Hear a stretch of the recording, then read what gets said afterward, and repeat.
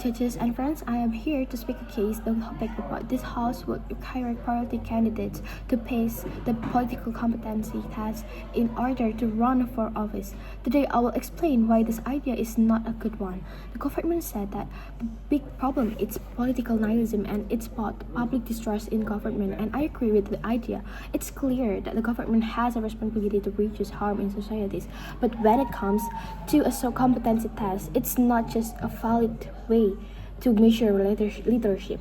This is not objective way to define political competence. Also, this kind of test would limit voters' choices and support the status quo.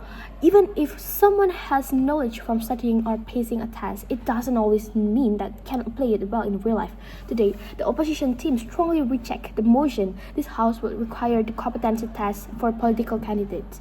The government may say that this is to fix the current political system or to improve the equality of our leader, but we believe this idea is not realistic, not fair, and can even make things worse. The government says the current system is broken, that we need a test to stop unqualified people from gaining power. But let's be honest, who gets to decide what qualified means? Let's say the government today makes the test. Can we really trust the same people who are part of the broken system to create fair or natural tests? If the government is already corrupt, then this test will just be another tool to protect people in power. It will support the status quo, not change it. The people who have already an connection will pass easily, while others, especially those from a minority or poor background, might never get a fair change. Now I'm gonna start my argument. My first argument is there is no objective way to measure political competence. What does competence mean in politics? Is it about memorizing laws?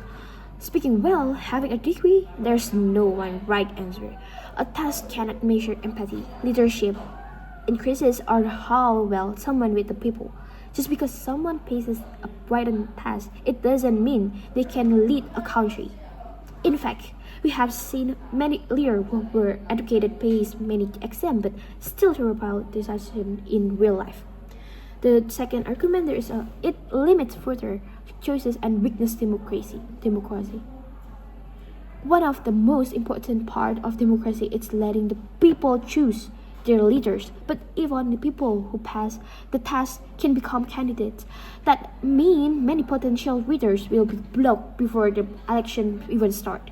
This turns election into an exclusive club only for the elite or those who fit the system, and again who write the test. Probably the same people already in power. This system would protect the current political class. It's not improve it.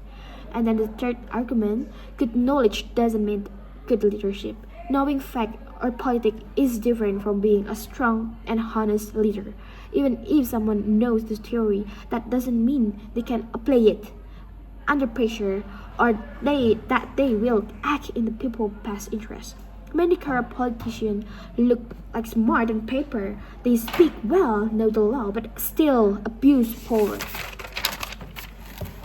So the competency test would not stop bad leaders. It will just create a false sense of safety.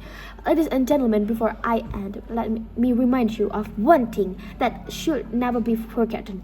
Good knowledge does not mean a good leadership.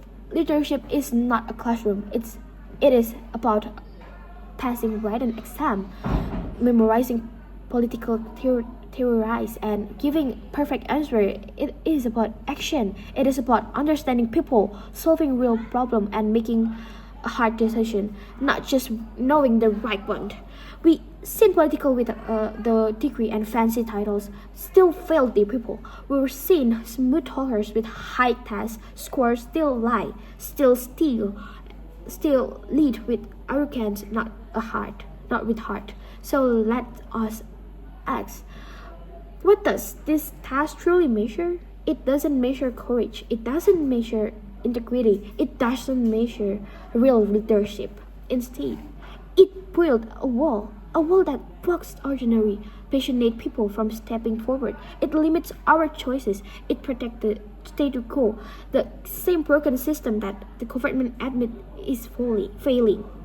And yet they want to give more control to that system. They want to let people in power decide who is competent enough to run. That's not reform. That's retraction. That's not democracy. That's gatekeeping.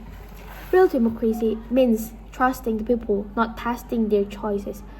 If we truly want better leader, we must educate voters, improve transparency, and open up the system, not close it off with a biased test.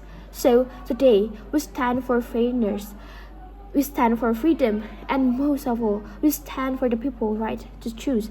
We are to strongly oppose this motion. Thank you.